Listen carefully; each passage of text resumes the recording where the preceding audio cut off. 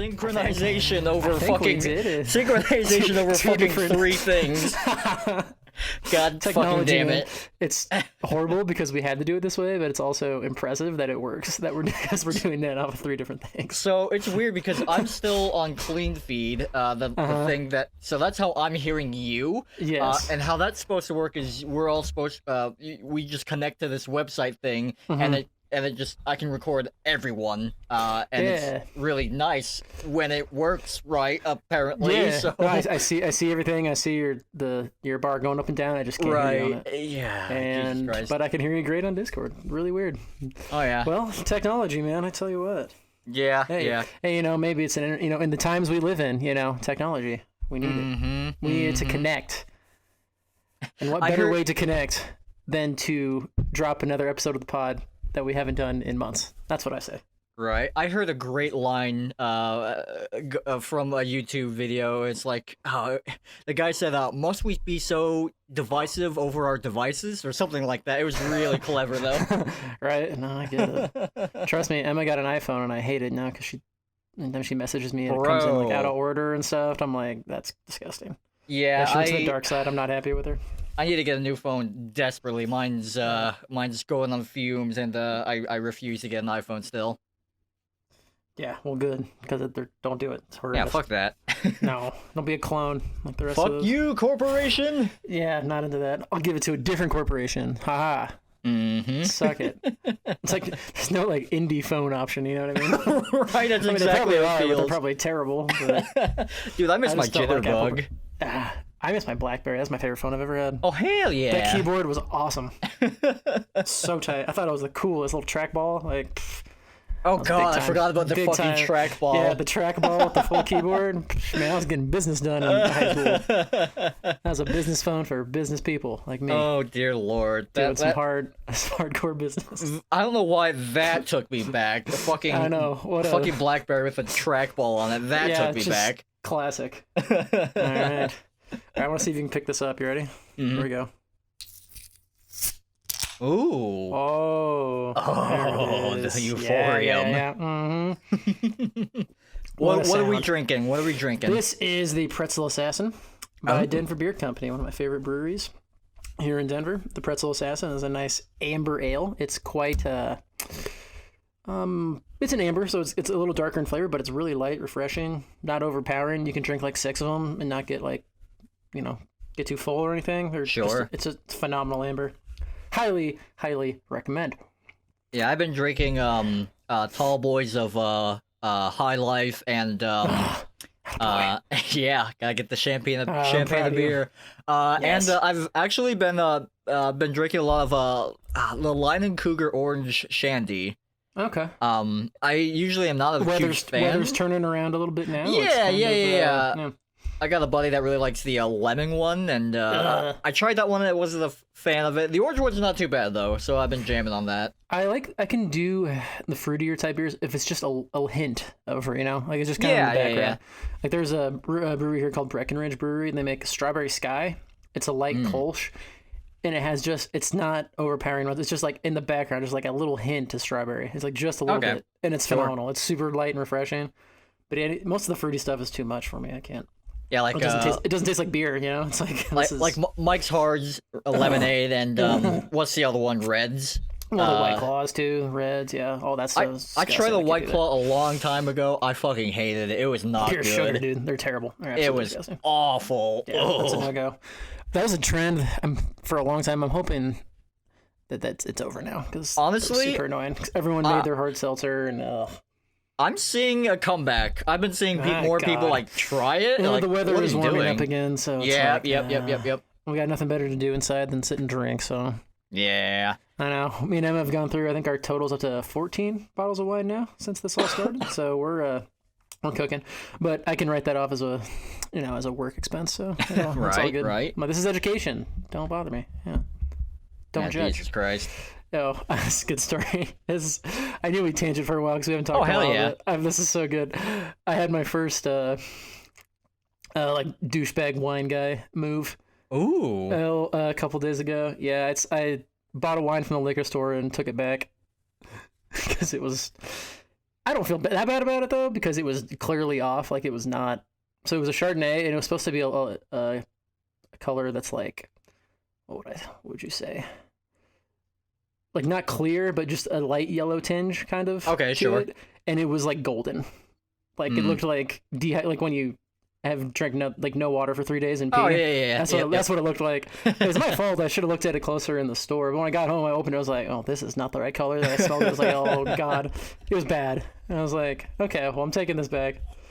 And the poor guy at the store, he's this Indian guy, and his English wasn't phenomenal. And he kept asking me where the expiration date was on the bottle. And I'm like, yeah, dude, that's not how wine works. They don't do that. Oh god. Yeah, I was like, that's not how that works. So then eventually I just had him smell it, and he was like, oh, okay. Where's the expiration date? Yeah, I was like, that's not how wine works, man. I don't know what to tell you. A little scared that you run a liquor store and you don't know that, but okay. A little bit, yeah. That's funny. But That's it was really crazy funny. though. He said, yeah, you can just take something else, like just grab it. He didn't make me like actually use the like refo in my card and like do it over. He literally just let me take something else. Oh, that's cool. Which was cool, but I was like, I could totally be an ass right now, because the bottle I bought was like $20. I was like, I could grab this like $80 bottle and be like, this good, cool, and like walk out. But my conscience overcame me, and I got something of similar value. But yeah, I told them about it. I was like, oh my god, you're such a snob. I'm like, well, it was clearly off. And I think even someone who isn't a level 2 sommelier can figure out that was not what we were looking for there. But it was that first moment. I'm like, oh, because I try really hard not to be that guy. Like, people ask me about wine, like tell me about what they drink, and in my head I'm like, that's pretty shitty stuff. But hey, man, if you enjoy it, I'm not here to judge. Yeah. But yeah, that was my first experience. Yeah, dude. Yeah, like I'm trying. Lately, I've been trying my best to, not talk behind people's back, or if I do, always something to avoid, right? Yeah. Or if I do, or if someone's like make a comment about someone, then I'll just try to say, I may say a judgy sentence, but I'll word it in a specific way. Like I'll say, like this, if like someone's dumb, I might just say, well, their naivety is charming. Just say something like that. Yeah. Hey man, delivery is everything. You know? Yeah, no kidding. That's how it is.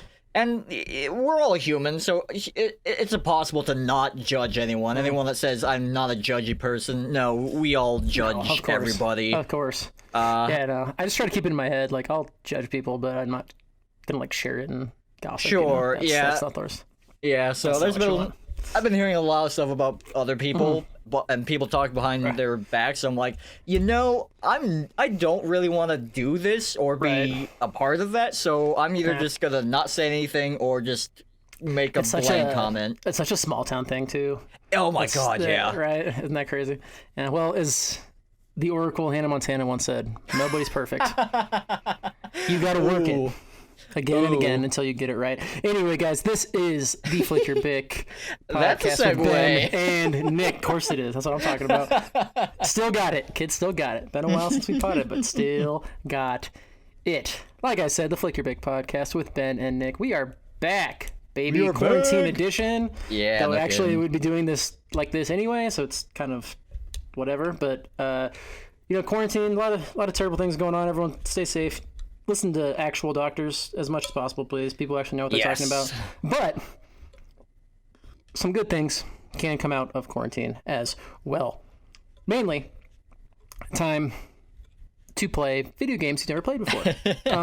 Particularly games considered to be the peak of the genre that you just missed as a kid because you didn't have the system and you just didn't really know what you were doing. We are talking specifically today about Final Fantasy VII, the remake, actually. The remake, not the OG.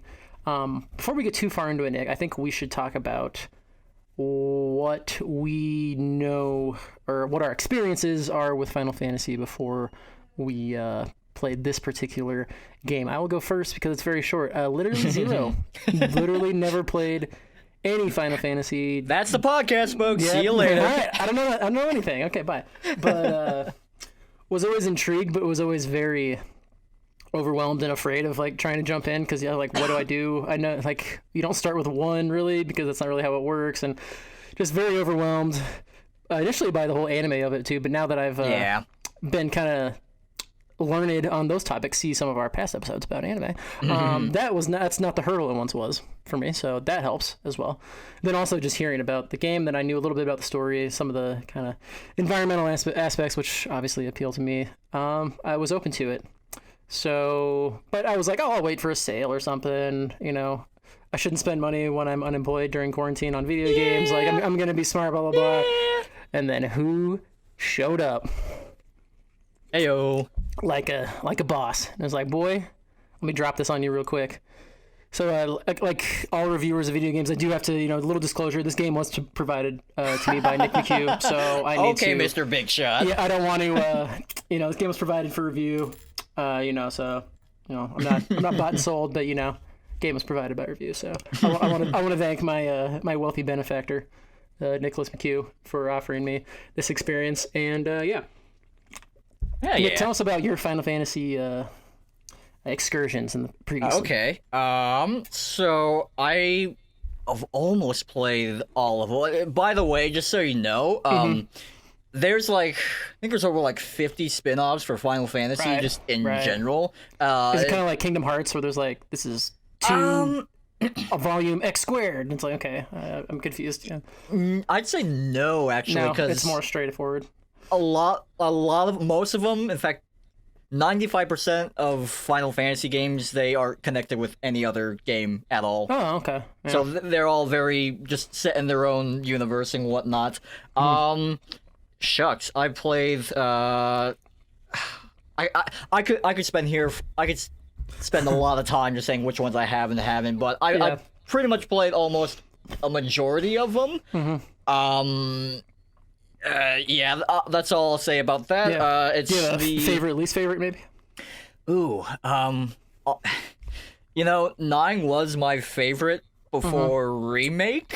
Remake, I guess we'll get to that later. Kinda knocked it out of the park. It's pretty good. Granted, I'm still in the honeymoon phase, so but 9 is really good. I also really liked 12, even though people don't like that one. People say 10 a lot. I hear. Is 10 the one where they're in the water? Yes, 10 has... Yeah, 10 is the water. 10 and it has the soccer ball game and stuff? Yep. Blitzball! And one was a MMO, wasn't it? There's actually 2 MMOs. That's 11 and 14, which both are really good. That's what I heard. I always hear they're top tier MMO material. Yeah. They're very, very, very good. And they're all Square Enix, right? Yes, all of them are under that umbrella. Square, or actually I should say Final Fantasy in general as a franchise, is the #1 RPG in history, and it is the most popular RPG in the world and in Japan, so it's kind of a big deal. It's big time stuff, yeah. Yeah, absolutely. No doubt. All right, well, I think I will say, because you have more experience, just give me some general overall thoughts on Final Fantasy VII Remake before we delve too deeply into things. Talk about just what you thought of the gameplay, music, story, graphics, just kind of overarching kind of big tentpole sort of thoughts on the game without getting too granular yet, Sure, absolutely. Well, honestly, everything that it aims to do, it just destroys it. Personally, I think the best thing about this game is just the music. The music is out of this world. Oh, man. And we'll talk about favorite music track later. And it's crazy because, honestly, they reuse a lot of the same tracks and a lot of the same themes. Like, you hear Tifa's theme, 3 to 7 times, but they're all remixed slightly different, and they're all just different tracks, and it's just incredible, especially if you know those tracks very well from playing the original one. The music, I think, is by far the best thing. If there was awards for video game music and lighting, I think this game would get that for this year, absolutely. The lighting in this game is impeccably just so good. I would agree. I was actually going to ask that. I assume that they used a lot of the themes from the first one, but maybe updated it, kind of remixed them a little bit. With some different stuff in there. Yeah, there are some original tracks in there too, which those are even bangers too. Yeah, I'd be curious to. Is the music on? Can you get the album? Is that a thing? Or do you know yet? For Remake, I believe it's I believe it is on Spotify. I heard. Okay, because I want to check that out for sure. Oh 'Cause hell some yeah! of those songs I cannot get out of my head. I guess while we're on the topic of music, let's just stay on that. What was your? Do you have a favorite like music like because it's hard to say song because it's so tied in with like what's actually happening in the game. Mm-hmm. But if you have a favorite song or musical moment that you can remember. Oh man, I got three. One Okay, is good. one is when Tifa and Aerith are kick boy butt in Don Corneo's Yeah, house. So And cool. yeah, and the music starts blaring. It's a remix of Tifa's theme. So fucking cool. Tifa's theme in general is phenomenal. It's one Yes, of my favorites it really in the is. whole thing. Yeah. I've been listening to that in the car on repeat quite a bit, and when I'm going runs. There's another song which is an original song to remake. It's the battle music when you're in the tunnels where you do those cranes when that song comes out when you start fighting. That one's a fucking banger. I love that one. Yeah, it's really cool. Um, It's really cool. and the last one is when Cloud wakes up in the morning when he first gets back to Sector 7 slums and he opens the door. That song starts playing because that's the main overworld theme. That one took me back. I had to just sit Yeah. there and listen to it. So that was a little nostalgia right there. hitting Oh me with yeah, that one. absolutely. Yeah, I like that one too.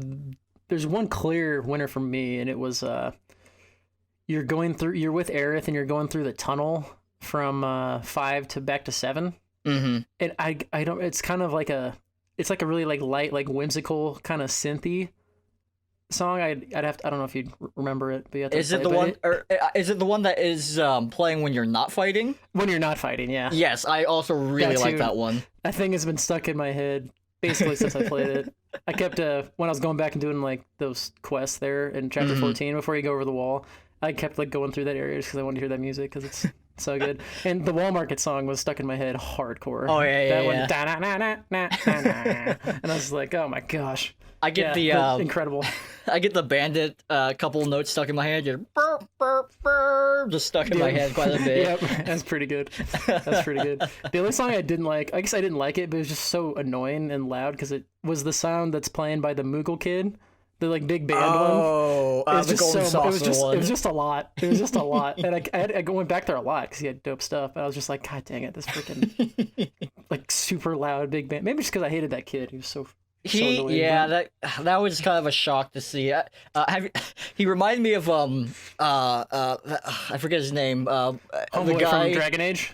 No, he reminded me of the movie Tropic Thunder when Ben Stiller's like, I killed a panda. And he's just like wearing the panda. Yep. Yeah. That reminded me of that Oh, that's because perfect. That is perfect. Yes. That's Moogles are a creature in the series, and you don't really see. Aren't really any in 7 per se. Yeah, but he just kind of popped out. Yeah, It was that kid in the costume, and then one of the summons is a Moogle riding a chocobo. I'm like, this is interesting. I always put that one on Barrett, so when he used it, it was Barrett with like the cute little animals. I thought it was fun. Yeah, awesome. So that's music. Anything else you want to say, just overall overarching about the game? Well, combat's phenomenal. It's like honestly, that's what keeps me coming back. The combat is just so fun. You do one thing, then you switch to someone else. They sell it for another thing. You switch to someone else. So much fun. Now it does suffer from it being an action game, so camera is not always great, but that's just a generic action game flaw. Just cameras can get kind of wacky. But besides that, it's really phenomenal. Story wise, oh man, that we'll save that for. We'll get into that. We'll get into like, that. Yeah. Oh my god. So yeah. I'll say with the combat, I've always been a fan of like party-based games like your Mass Effects or Dragon Age. I like having like different people to play as and stuff. But they really nailed it as far as mixing the action with the tactical. Yeah. Because a lot of games it's so much like almost one or the other. You know, like it's hard to really get both. So you get the tacticalness, but also it's fast paced enough that you have to be able to like dodge and really time when you switch. That's kind of what, as it went further on, is like, okay, I've used what I need to use with Cloud. I need to switch right over here to Barrett to do this thing so that I can do this with Tifa, etc. Just the way the whole synchronization of it is like you said, addicting and really fun. You get all the different weapons, which are cool. You get all their different abilities. So by the end of the game, you got like 15 abilities you can use, not even counting your spells. And yeah, it's the combat was absolutely really cool. I I was worried it was going to be more like turn-based. Not that I don't like turn-based, but no, like you said, the blend is exquisite, you might say. And you don't even have to do the actiony of it. You could just straight really up just don't. play it on the menu like that, like the OG. That's what I kind of did, kind of towards the end when things started to get a little more difficult. I would just, command and stuff to make sure. Yeah, because you have to people think are doing about what it. they're doing. Yeah, exactly. Yeah, but it was always fun. Like, I guess like lesser enemies. Like, I just want to come in here and whack some dudes up. Sure. It kind of just mixed it up a little bit, which I really enjoyed. Yeah, I don't think it's a perfect game because I honestly don't think that exists. There are some problems with the game. Let's talk about that next. Just overarching criticisms. I think the main problem is and I've read and heard about a couple of reasons why this might be, but it's probably a bug that can probably just be patched out.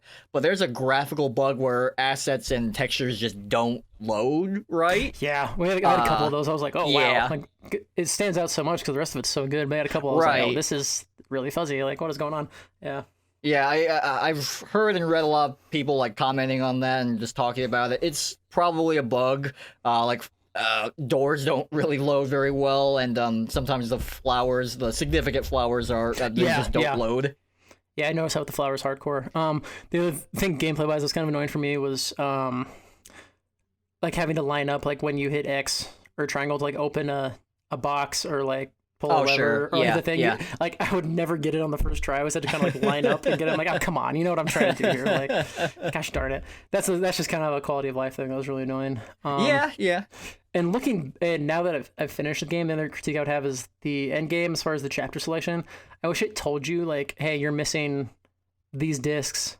In this chapter, yeah. Oh, you're missing this from this chapter, because really all that I get like, oh, it's like kind of old school, kind of like mysterious, but literally all you're doing is creating an extra step for the character, for the player, just to like look it up online, instead of just showing it. It just creates like busy work in that way, which I think is stupid, which isn't a huge deal because I don't know if I'm gonna go back and do a whole lot of it, at least not for a while. But that I could see that, especially if someone's like trying to go back and get like the platinum or something. That would be extremely annoying.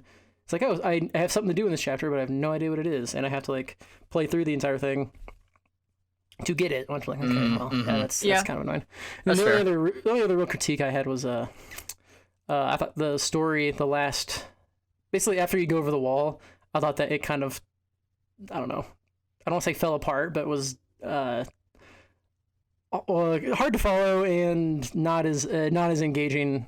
So much stuff happened that I was just like, okay, I don't like, sure, this crazy thing will happen. This crazy thing is like, okay, cool, I'll just go with it. In general, I just thought the story kind of fell apart a bit at the end. But did you, when you mean go over the wall, do you mean when they use the grappling hooks? Yeah, once you grapple, and start that whole thing of there's no more side quests. We have to go rescue Aerith. Yeah, basically, yeah. Okay. From that point on, I thought it kind of went all over the place, but. I'll talk about the things that I really enjoyed. First off, just the atmosphere and the scale of the whole thing. Oh, God, The very opening of the game was just so epic, and I had chills. I was like, I don't even know like what's going on. I have no connection to this story, but like just opening up onto the vista, he jumps onto the train and stuff. I'm like, this is so cool. Imagine if you played the original, man. Yeah, then you'd have like, I'm just like, the way I'm thinking about it is just if they like completely remade Ocarina of Time like from the ground up, like with new graphics and everything, how just like the nostalgia boner I would have, and then just like that's how all y'all feel, so that's super cool. But it was just the atmosphere of the whole thing, the general setting, it was almost like Bioshocky sort of setting of Midgar, which it's it's like a 90s Neo Tokyo dystopian kind of way. It was so cool. I loved just the whole concept of the city with the plates and the above ground and the slums and everything. That's the other thing. I wish we could have spent a little more time above ground. I would have liked to see that a little bit more, because after the first couple chapters, you're like never up there again. But that was probably the thing that hit me the most, was just the overall ambiance and setting of everything. Also, the story, the characters, phenomenal. I love the whole quote unquote like eco-terrorism. That whole sort of storyline is really cool, with the big the big corporation taking over everything. Almost a little too on the nose for current events sometimes for me. I was like, oh man, this is really on it. But also it wasn't so clear, good guys, bad guys. Like, people would make good points about what Avalanche was doing and what Shinra was doing. It's like, it's not, because so many games can fall into that trap. Like, these guys are clearly the good and these guys are clearly evil, and there's no middle ground, and it's so super one-dimensional. So I like that wasn't really the case. Like I said, combat, just the whole style of it. That's kind of the main overarching thing that hooked me. And then, like we said, the gameplay and everything. But Yeah. yeah. So definitely, we'll move on to. Do you have a favorite moment in the game, like fight, cutscene, something or other? Honestly, it was fighting Hell House. That was hilarious. That I just that started came as a laughing. huge shock. In OG Final Fantasy, Hell House is just a random enemy that you can actually find in that tunnel with the cranes. It Okay. was just a random enemy that you can find, and like people talking about like remaking this game, that was like one of the main things. Like, oh, they're not gonna bring Hell House. Like, Yeah, where the this fuck weird are, cheesy where they gonna, thing. Like, we're not where gonna do fit the that, fuck yeah. that? Where's that gonna go in? And that just shows like how much the people that made this game, how much they love the shit No, yeah, out of they were- original Final Fantasy. That's so cool. That was a fun. That whole arena part was just super fun. Actually, I thought the entire Wall Market chapter was awesome. That's one of my favorite. It's definitely up there for me. All the crazy stuff that happens. Trying to get the sauce. Yeah, got to get the sauce. Also, not the best time for Emma to walk in and be like, "What the hell are you playing?" When Cloud is getting the massage. Oh, I was like, "Oh, this is awkward." Yeah, that wasn't the best timing ever. She's like, "What the hell are you playing?" I'm like, "Don't worry about it. It's a hand massage. Stop." gotta get that handy. But, I guess, dude. Jeez.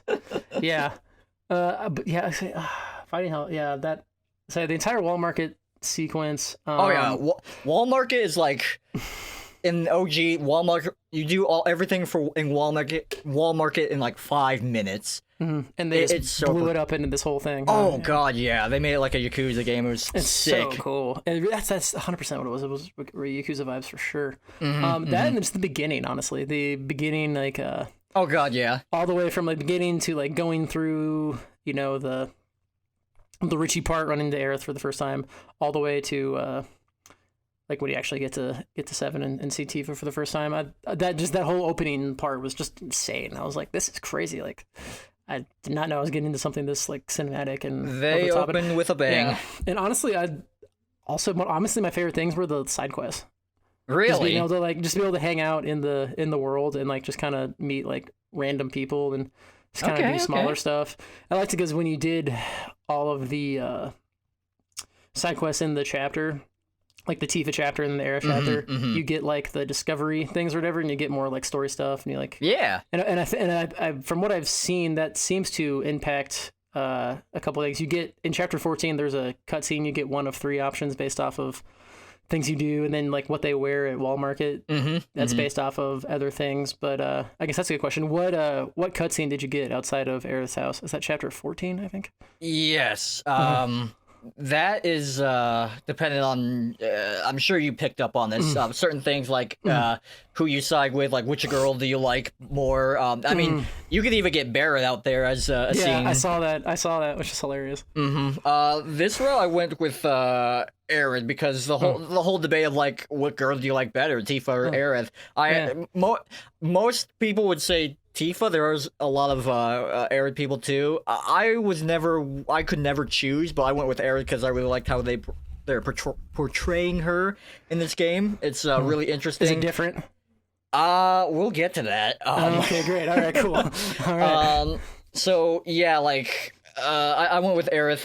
For the dress. I obviously did all the side quests, so that got me the best dress. The Tifa one I picked exotic, I think. Yeah, I think I picked exotic. And then so that's the question that impacts what she has. Okay, interesting. I didn't put that together. What she wears. And then there's 3 different options for Cloud dresses too. Yeah, which is hilarious. That whole thing was so funny. I loved it. That was great. The only that's the other thing I say I didn't super love the mini games were fine. They weren't like great, like the dancing one. It was like a rhythm, but they actually had nothing to do with the rhythm of the music, which I thought was kind of annoying. But the spectacle of it all was really cool. But the actual like dancing mini game and like the squat mini game, so I was like, these are whatever. Darts was kind of cool though. Darts is cool. yeah. You get a reward if you get number 1 at a certain point. Yeah. The squats mini game was directly in OG, which is awesome. Really? Yeah, Cool. that song, by the way, too, is fucking hype as well. Yeah. I can see that for sure. Some of these need to mix a couple of these tunes into the workout playlist for they're the freaking wall market thing where for Cloud cross-dressing Cloud that was enough. That was another thing where like that's in OG 7 and people were like, oh, in this PC world they're not gonna have Cloud cross-dress, but in this game they're like, fuck it, fuck you guys, we're gonna make Cloud fucking dance. They did it in such a cool way too. It was like I forget the dude's name, but the Andrea guy who runs, he's so cool, and he's like, he was actually like super positive as far as like, different orientations and cross-dress. Yeah, so I was like, tight, way to. That's the way to do it. I'm guessing that message wasn't in there in the original game based off of when it came out and everything. So yeah, really, that was a cool addition for sure. Yeah, there's a lot of a little bit more modernizations here and there. Like when Cloud, Barrett, and Tifa go to the Seventh Heaven for the first time, they have like a meeting downstairs, and Tifa just says, "Hey Marlene, look after the bar for me." And Marlene is like making mixed drinks. It's like 8-year-old girls making mixed drinks. It's fucking hilarious in retrospect, but yeah they're not gonna have an 8-year-old girl. They should have kept it. That would be amazing if they did, but yeah, that's really funny. Yeah, I figured that. Because it's such an old game, that has to be. Oh yeah, there has to be some of that in there, which is interesting. But my final, just overarching question here: do you have a favorite character, maybe like kind of a side character that you really enjoyed?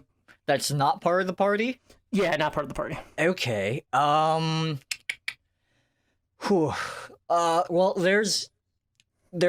in Remake they definitely added a lot of NPCs with names and a little bit more significance.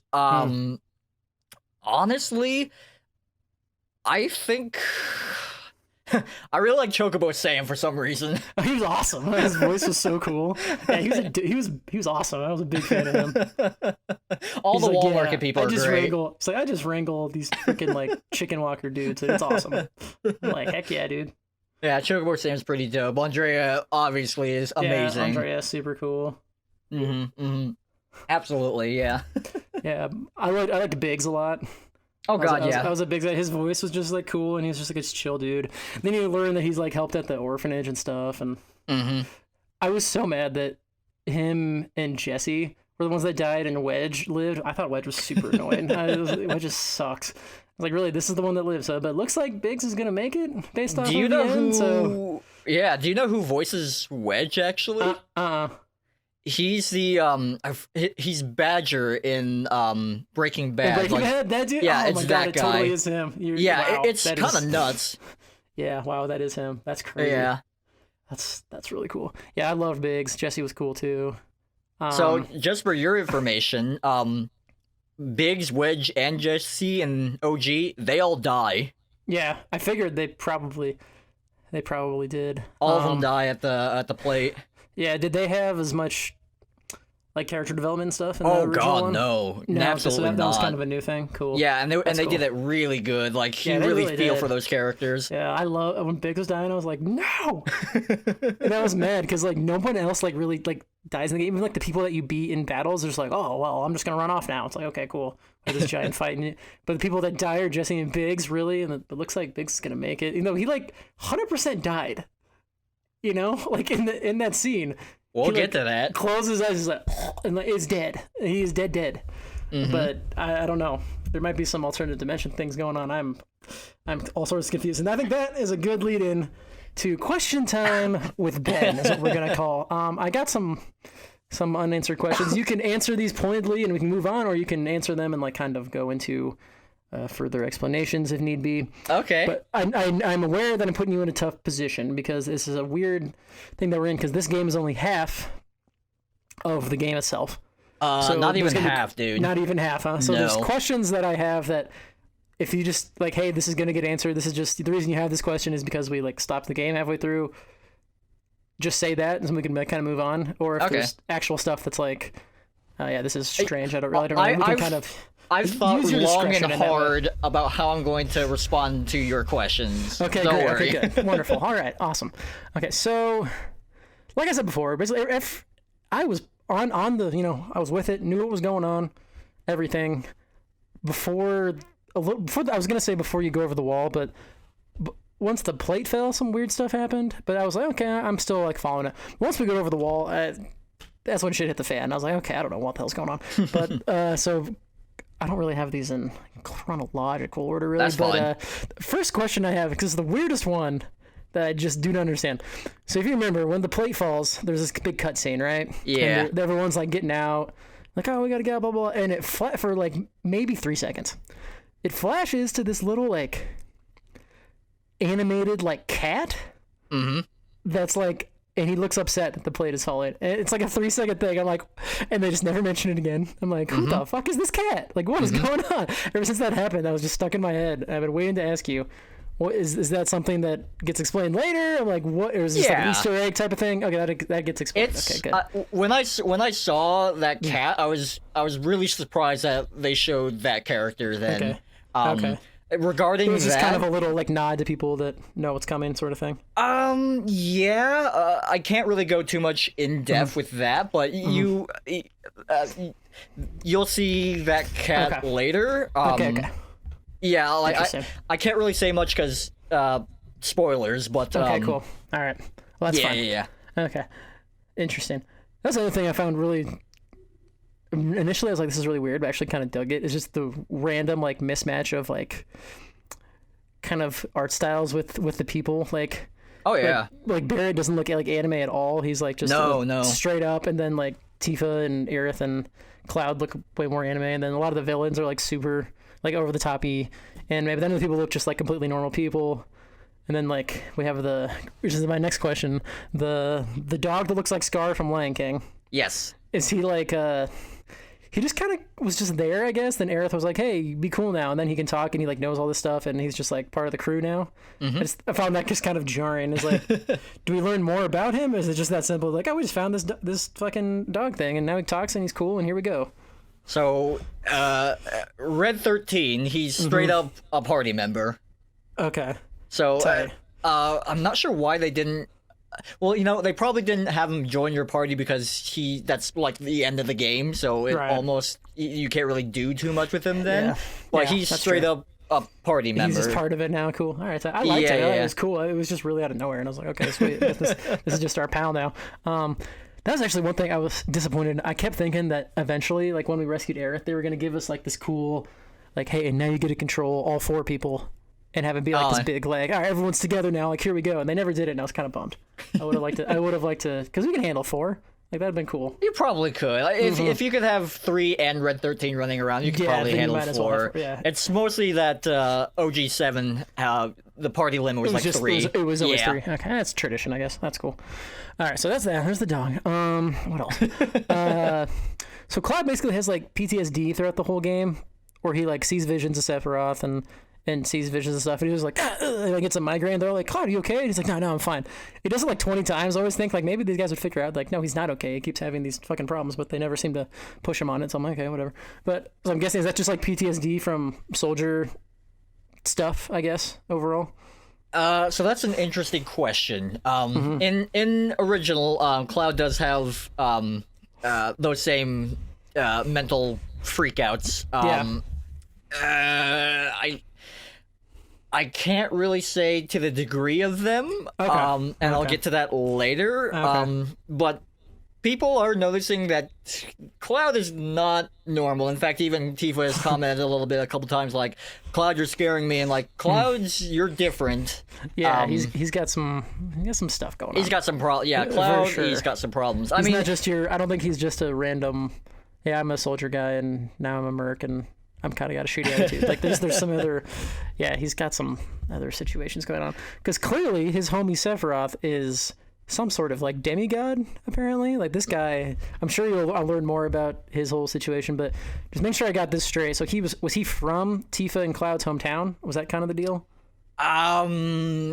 Or was he just like, because one of the flashbacks when he was a kid, he's like, I want to be a soldier like Sephiroth. Or was he just like really popular and like people knew who he was? He, without telling too much, he's a war hero from the Wu Tai War. Okay, so he was just like well known. He wasn't like from their town or anything. Yes, and that's not saying too much. Okay. But then, according to his visions, as much as we can believe those, he like basically came and murdered his family, I think is what was going on, or maybe just like their whole town kind of thing. It was a little ambiguous. Maybe that was on purpose, but yeah, there are things that allude to there's something happened to Cloud and Tifa they in know their each hometown. other, and Sephiroth clearly freaked him out because he sees him all over the place and stuff. Yeah, so basically my whole question was Sephiroth basically a god, question mark? Yeah, can fly around and do all stuff. But the thing that was interesting, at one point when he jumps off the top of the Shinra building, you see he has that number 2 tattooed on his shoulder, which is the same area in numbers that those like that like hooded dude that lived next to you in Sector 7, and then we saw another one had the little shoulder. So that's all very ambiguous. Like maybe it was a Hojo experiment. I don't know, something going on. I'm sure that becomes clear later. But yes, can you tell me what the big giant thing in the middle of the Hojo's laboratory was exactly? Oh, is that allowed? He said it fell from the sky. Basically, is what they said. So, I believe it's fair for me to say because while they don't exactly say, or I think they do mention what it is. They kind of explain it, but I didn't quite follow. I'll say that I'll explain a little bit about what that was because in OG you learn what it is in the same place essentially. Okay, cool. All right, good. So that was a thing that fell from the sky. Which they call Genova, and they're just kind of testing and experimenting on it. There's you saw Sephiroth carry it out, so there is some kind of connection there. Clearly. Which I will. And by the by, this whole game it ends with the group leaving Midgar. In OG, if you know where to go, you leave Midgar about like an hour and a half. That's how quick it is. That's how much they've expanded this game, which is fucking incredible. I didn't know it was that much though. Holy cow. God, yeah. Wow. It's that short if you know what you're doing. Interesting. So yeah, that was a Genova that Sephiroth was carrying out. Okay, got it. What else do I have? Class PTSD, big thing in the lab, Scar the dog. You already kind of touched on differences between this and the OG game. All right, so the wall market stuff, as far as like you basically go to a rub and tug place, and the honeybee, like while they have the dancing and stuff, it's basically like a strip, like a. Oh, it's a brothel. Maybe not, it's a straight up brothel. Apparently, is that in the original game? So that in Remake, that's where Cloud gets a makeover. Right. In OG, there's even so in OG, there's an option to not even have Cloud be a contender for Corneo. Okay. You could just there's like a side quest thing where you could do where people or Aerith's like, oh Cloud, you should come in and you should be pretty too, and you have to go grab a couple items and stuff, which they actually make a reference in another side quest there in Wall Market. There's certain items you have to get. The sauce. That's great. That's really funny. But Honeybee Inn, not part of OG. It was a different thing to get Cloud a dress. Okay, interesting. Because they really like they hammed it up. It was all quite adult. I was like, oh, this is like. I mean, I guess there was some other like pretty violent stuff going on. But like, oh, this game is not for kids. Like, this is oh, interesting. All right, that was a bit of a shock. So I was just curious what that was all about. Other questions for me, I guess something that you said. Oh, I'm assuming we'll find out who this fucking Zach guy is. He just pops in out of nowhere at the end. Yes, you will. Looked like a soldier like Cloud, but he had different colored hair, and also it looks like we got some alternative dimension sort of thing maybe going on, perhaps. Because like so let me ask you how did you come to that conclusion? Well, so they were showing while they were doing all their big crazy fight up in the sky, they kept showing the Zach guy, and he was taking on like a bajillion like Shinra dudes. Then it flashes back to him, his ass is like all beat up, but he like lived through it, and he's like oh man, did you see that Cloud or something? And I was like, oh, maybe they're like old buddies or something. And I'm like, okay, cool. But then later, like after it's like really starting to wrap up, the the party's all just kind of sitting there like, oh man, here we are. Like, what are we going to do next? And then the Zach guy comes walking by with Cloud, like half dead, like on his shoulders. And then he like walks through the party and they don't see him or anything. And he's like translucent or whatever. So I'm like, okay. So that's what I took it as, is like there's like a different story arc, alternate dimensions. I don't know, maybe they're ghosts or something. I don't know, something like there's two Clouds and they did not see each other and they just kind of like walked through them. So that's where I got that from. But maybe it means something completely different. But it was interesting to say the least. Okay. Yeah, just kind of dropped on us too. That's kind of the whole thing. Like all this, I wish they could have maybe mixed in some of this more like fantastical, really, because the rest of the story, like I don't want to say grounded, obviously, because it's like not, but way more like linear. I guess I'll say grounded, like straightforward. Like we're trying to take out these reactors, take out the city. Like maybe it doesn't work with the chronologically speaking in the original game itself to mix in some of the more fantastical stuff kind of throughout the game instead of like just smashing us over the face with it all at the end. I will say I don't know. this. The game kind of already expects the audience to know the story a bit. Yeah, that's kind of a critique I saw, which yeah. It wasn't that bad. Like, it wasn't like, okay, I have zero clue what's going on. Okay, actually, that's true. I did at some points. I have zero clue what's going on. But overall, that wasn't a hindrance, which I kind of thought it would be. So overall, I think they did a good job of that. Just that last, like, I don't know what you'd say, maybe 2-3 hours, maybe, were a little. I was like, okay, this is all over the place. But yeah, that's more of a critique than a question. Something you just brought up, which I'm curious. You said Aerith is a lot different in the remake than the original. Okay, so before we get into that, I'll just say, are you done with your questions? Yeah, I think that's all I had written down. Yes. Alrighty. Yeah, so go off, King. Tell us. Ooh. Get us in the know. Remember when I texted you and said, I'm sorry? Okay, yes. I'll just straight up just say this. Okay. This game is not a remake. Okay. It's a requel. Oh, okay. It is a sequel disguised as a remake, which I don't think has ever been done in the history of video, which is fucking... Okay, so I've been thinking about this I've been thinking of nothing except this shit. So the whole... I texted you like all the whispers and those black ghosts. They are not part of the OG game. It's not a thing. They're not a thing. That whole after you storyline, like, oh, these guys they're making it so you don't fuck up Destiny, so they just kind of intervene and make stuff happen, basically. So I thought it was some kind of weird plot armor. I was like, okay, I don't know about this, but we'll get to that. So when the group leaves Shinra and the group is like in that car and Cloud's on the bike and you're escaping which Midgar. Is badass, yeah. Yes. Okay. Then you get to the end of the road and then Sephiroth shows up. Mm-hmm. That is not in the original game. Okay. Everything is that when you were like, oh, okay, what's going on here? Yeah, pretty much, yeah. Like, when Sephiroth shows up to the end of the game, that is not in the original. Going That's like brand inside new. like the Destiny portal and like fighting like Destiny ? That big giant thing, but that's not in the game, huh? So all the ghosts and I think I could explain this to you because it's not too much of a hindrance and it's actually kind of important to explain. Well, if it's new, then it's not. Yeah. Yeah, it's like we're not spoiling anything. So it kind of is though. Okay. And it's ridiculous. So, dude, like this is like big brain moments here, dude. Okay, like, great. I'm ready. So all these ghosts are protecting. You saw Barrett just get stabbed by Sephiroth. Mm-hmm. That is also not in the original game.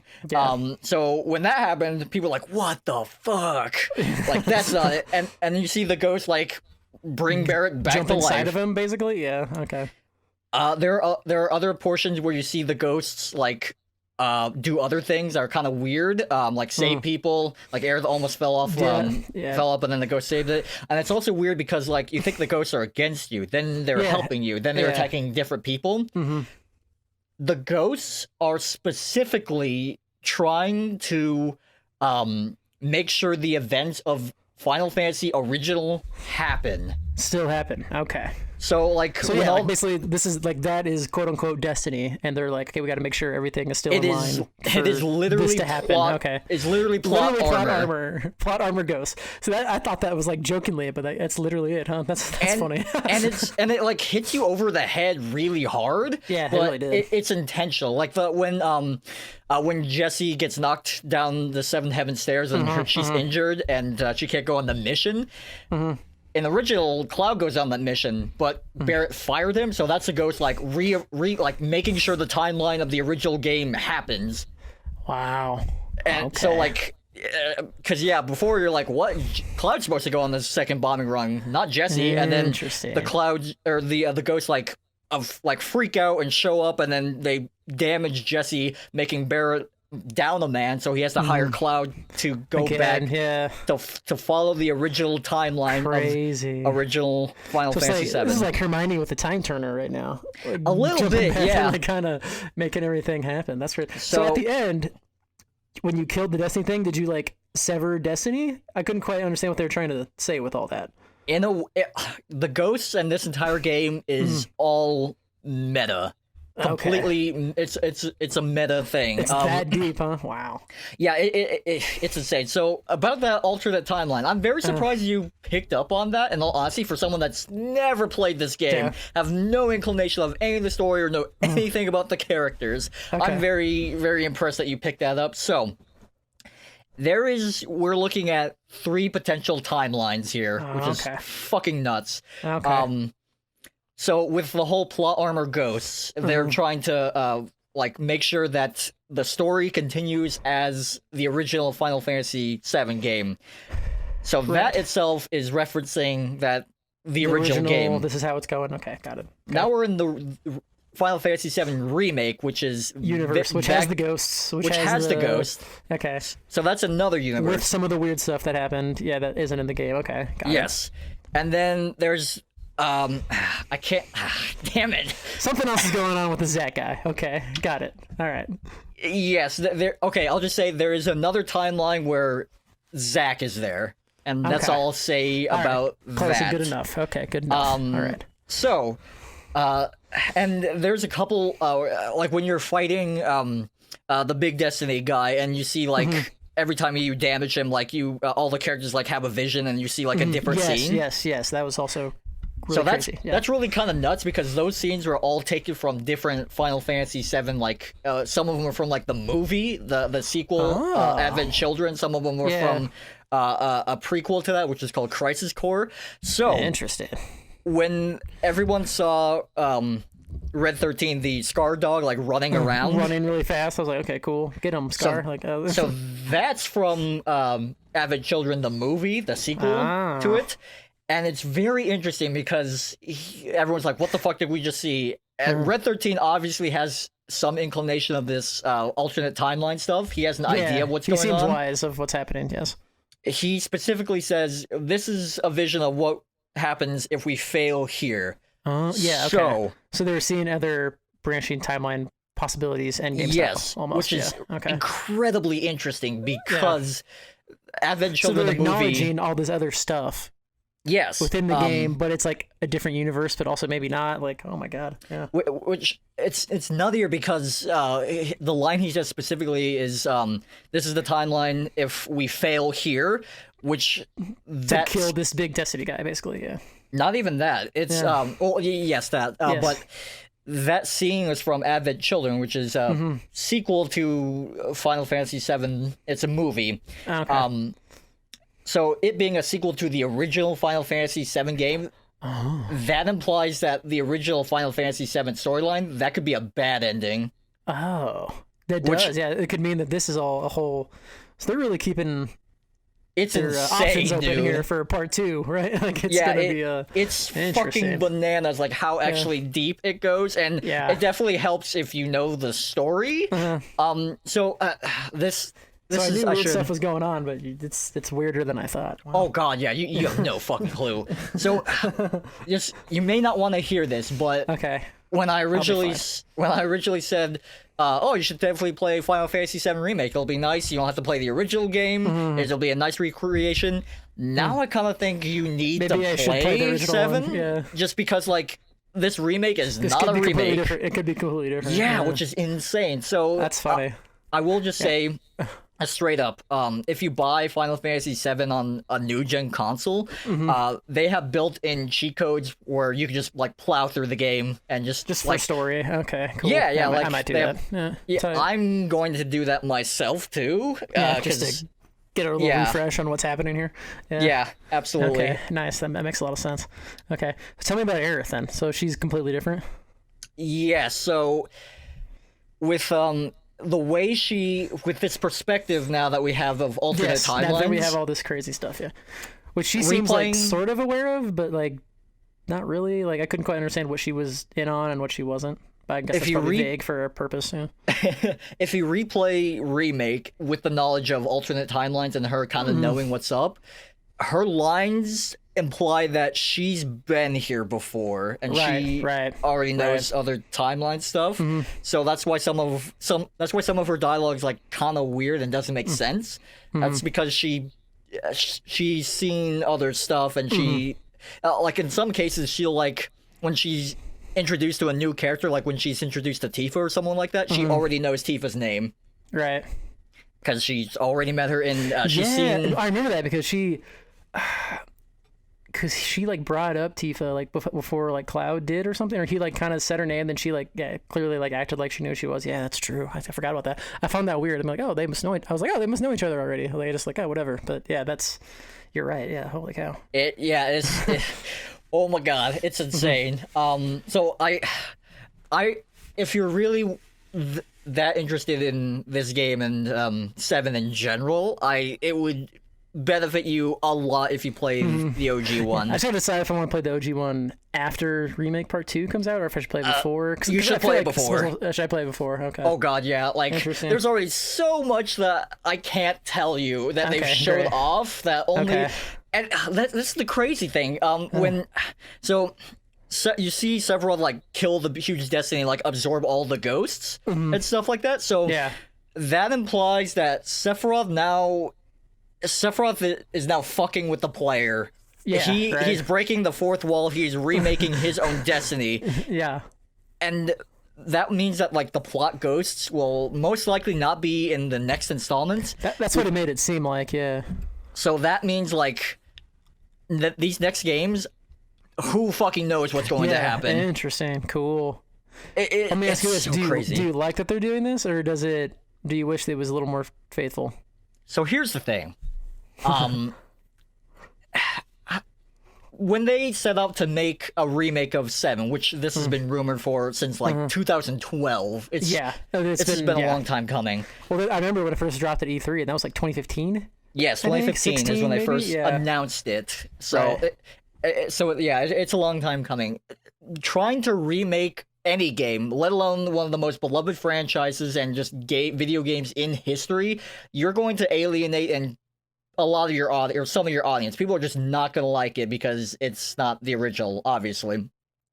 So, them trying to remake the game but have like a different spin on it is genius. I mean, like, Yeah, I think it's smart. Not that I Yeah. know anything, but yeah, I feel like it's more interesting than just, hey, let's do this thing that you already know. And yeah, just because like make the after combat you- different, spruce up some graphics, and modernize it a bit. Like, I mean, if this was a straight remake and you've beat the game for someone that knows, then what? You just be saying to Cool. yourself, Yeah. like, Sounds oh, fun. I can't wait for 3 years down the road to do exactly what I know what's going to happen. And yeah, now, good like, point. anything could happen with Yeah, like they're Sephiroth fucking sending- things up. They're sending shockwaves through the whole system. Yeah, I think it's really cool. I didn't know. I knew there was differences because I saw people like talking about it, but I didn't know it was to this level. Like we're basically Yes. we basically have a clean slate almost coming into Oh yeah. whatever this part 2 is. So again, Which will it come out is. probably in what 6 years. Like, Yeah, probably like 2021, 2022. It took them a while to do this first one, but weren't they also making 15 at the same time? It was like there was Kinda, some- yeah. The game also like switched teams and producers as well, Really? like midway through it. So that Well, fucks up a lot what of an shit. accomplishment then that it pulled off. 'Cause usually when Oh, that God, happens, yeah. the game suffers. Yeah. No, People they're are not gonna talking fuck up. that this being such a hit, not even just within like the core Final Fantasy people like me enjoying it, and it's apparently selling really well. Oh yeah. that they think maybe Square's got their mojo back a little bit, because for a while there's like Square wasn't making anything people were too terribly Yeah, they had some problems. jazzed about. But so this is a good opportunity for them. They've got a big hit on their hands, and they can do something interesting with it. But yeah, wow, I did not know it was quite it went that quite deep. so different. No, holy cow. It's been really interesting, like hearing your thoughts as someone that does not know anything. So it's fascinating to see how you react to it. Cool. And like, awesome. Yeah, like before I knew it was a sequel disguised as a remake, I was like, oh, this would be cool. Whatever. Yeah. Yeah, and like even thinking about how you're going to react, I'm like, I guess. Well, there's going to be like YouTube videos explaining shit to new people, and that's obviously going to have spoilers and stuff. So I'm like, I wonder if Ben is going to get spoiled for this. But now since it's different, it's not really possible. Yeah, not really. Cool. And again, you should really play the original, because that will just make everything more clear, and you'll get a lot more when the next games come out. Which definitely. Which is going to be better. I am quite excited. So speaking of the next game, so I'm sure you've realized this one was incredibly linear. There wasn't too many options where to go. Next one's going to be open world. Really, just straight up, huh? Just straight up open world, because in OG, when you leave Midgard, then the world opens up to you. So wow, it's gonna be open world, like so many open world open games world nowadays. With that same content and everything. Damn, which is insane. Like, how are they gonna keep up that level of quality for an open world game? Because it's so polished. The entire thing is like, graphically. It's a couple of those drops like we talked about, but overall, the combat, everything. Yeah, that could be interesting, for sure. It's going to help that it's going to be on the PlayStation 5. That does, yes, good point. That'll be very, very helpful, which I'll be curious to talk about that as we start to learn more and stuff. That might be worth it about itself. Yeah, those specs are next-gen stuff is always insane. Very interesting to me. Yeah, so I am color me intrigued already. Yeah, I always laugh, like people are like, "Oh yeah, which one are you gonna buy?" I'm like, dude, I've had it Sony like forever. Why would I switch now? That makes no sense. Like, also, they have way better exclusives, so I'm gonna get that. Fair enough. Come on. Do you remember what your overall playtime was on Remake? I was not quite 30, I don't think. Not quite 30? Wow, No, you went through that pretty quickly. Yeah, so I did. Well, I thought I did all of the side quests. Apparently, I missed 2. That's what it said at the end. At the end of the, I don't. That must have been maybe at the beginning or something. So I thought So that's main story plus the vast majority of the side quests. I was about 30. Oh, OG 7. That's like a 40-hour game. Really? Just in general. So you pretty much have already played it. In terms of length, it's bananas. It really is. Yeah, that's so cool. And I don't know. I can't get over just a lot of the vibe and the kind of the scenery. Some of the super cool scenery shots of like the city and stuff. Yeah, I thought the Shinra building was super cool. Like how corporate and like evil it was. Like it was cool. That's again, like I said before, that's my main takeaway. Also the characters. Tifa super cool. Aerith really cool. Cloud really cool. I like Barrett. I thought he was a little over the top sometimes, and just like. He's based on Mr. T. I heard that. Willfully stupid sometimes, but like, no, very. And like I said, a lot of the side characters were really cool. Extremely intrigued for sure. So like playing Remake is insane when you look up and see the plate above you, because in OG, oh my gosh, it's not, obviously it's the camera is like always pointing down, so you never can see the plate. Yeah. And when you see it at night, it's like the plate actually looks like stars, like a starry night. Yeah. So it was like so many people were like crying about that, like literally, because it's crazy, because you always imagined what the plate looks like, and you can actually see it. Yeah, that's so cool. I thought it was so what's the word? I want to say scenerific. That's not a word. Scenic? Picturesque. Scenic. Okay, there you go. Take either one. Scenic. Oh, God. I sort of only had one beer. I like it. Scenic. That's going to be the episode title. Final Fantasy VII. Very scenic. Ben's review. But I just, it's what a cool feeling for like people like that. Like I'm trying to relate it to, because Ocarina of Time and Final Fantasy VII get kind of brought up together as like, kind of groundbreaking achievements that came out like relatively the same time, sort of thing. So I'm just picturing like a full scale like basically this for Ocarina of Time and how like emotional I would be. Like you're in the forest, like Kokiri Forest, and that's what it actually is. You're in Hyrule Castle, etc. Like, and just what that would do to me, like just knowing that how cool this all is just by itself, but adding in the nostalgia and like factor of this being such a formative game for so many people, like that's got to be quite the trip. I'm happy that people are getting that. And also, not to get too serious about it, but during a time like this when you could really use something positive and uplifting in that way, like really interesting release timing for this, which I think is really cool. Yeah, this game's I know it was great for coaster. me. I just was able to delve. I have literally nothing else going on, so I was just able to delve into it so quickly, like be so immersed. It also happened the day before you got me this. I got the PS4 Gold headset. Oh, nice. Like the real good one. So I never played with a real headset like that before. So like the immersion of like the sound and everything, it was just even that, like with that, I was like, my ears. Yeah, it was so crazy. Immersed. It was so good. Like literally shut out the world. I'm in Midgar. Like here we go. Like that's so cool. But yeah, I guess any final thoughts here, Nick, as we sort of wrap up? Dude, I could do like 3 more podcasts just explaining shit and like crazy details. I know. Just I'm excited. Yeah, I think the more you mention it, I think you can get it on Switch, can't you? yeah, it's on Switch 7, and okay, it I has might do those that. cheat codes on it. Like I might have to do yeah, that then. I'm doing it Yeah, after I'm done with 7 immediately. Yeah, cool. I might have to do that. Interesting. Yeah, I knew that there was stuff going on that was purposefully ambiguous. I did not know it was at this level. I did not know it was this meta. Oh. a remake in disguise. That's so badass. Like It's never been done before. It's insane. I just think now I'm just thinking about how they came up with it. Like how high were they in like the pitch meeting? They're like, so yeah, we could remake it, or we could fuck the whole thing up and just mess around and do our own thing. And they're like, yeah, let's do that. Like that's cool. And then man. killing the ghost, that's almost like a fuck you to like the purists, you know? It really is. It's like we did it. Like, oh, this whole Destiny thing. Actually, never mind. We just did it for this. Now we don't know what's going on. We'll see. Yeah, like, yeah. I love it. I mean, not that they needed to build hype after I was so excited already for this whole thing, but yeah, it's I couldn't be more excited. Thank you so much for providing this game to me in the first place, and also sitting and talking to me about it for about an hour. As you know, people say, video games are cool, man. They are cool. That's actually something as we're starting to wrap up here, just a quick aside. I think I finally realized, actually, this quarantine has helped me realize that it's my favorite medium as far as storytelling and learning stuff, because I have time to literally do anything. There's a bunch of TV shows I'm kind of watching here on the side, but the games just always take precedence because just the immersion, the story choices, that sort of stuff. I think it's just a whole nother level of I love a movie or a TV show as much as anybody else, but the ability to actually control it and just be completely immersed like that. It's the media that allows you to actually do things that you wouldn't be able to do, literally.